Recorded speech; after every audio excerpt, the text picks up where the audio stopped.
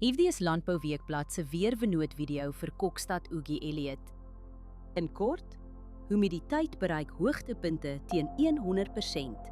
Swamdruk is hoog. Hier is die besonderhede. Sedert Januarie het ons 790 mm reën gehad, 31% meer as die 5-jaar gemiddelde.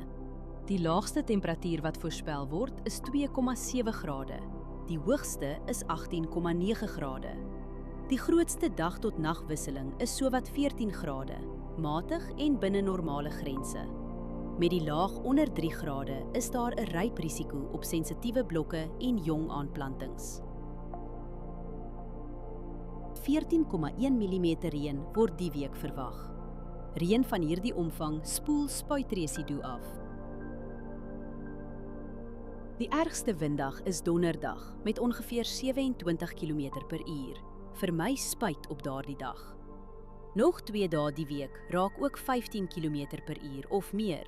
Kontroleer windsnelheid op die dag self voordat jy spuit, asook windrigting, windvlae, temperatuur, humiditeit en delta T. Verdamping is die hele week onder 4 mm. Waterbehoefte is matig.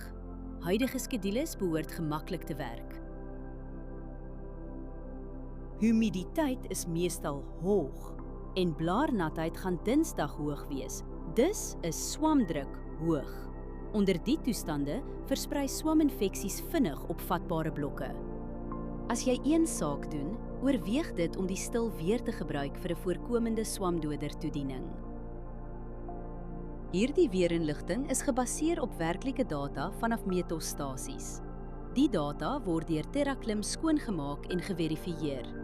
KI-interpretasies word deur grondwaarheidsdata onderlê, aangedryf deur Villa Crop Protection.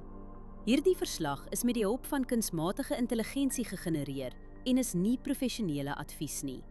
Gaan na weather.villacrop.co.za en kies die weerverslag vir jou streek.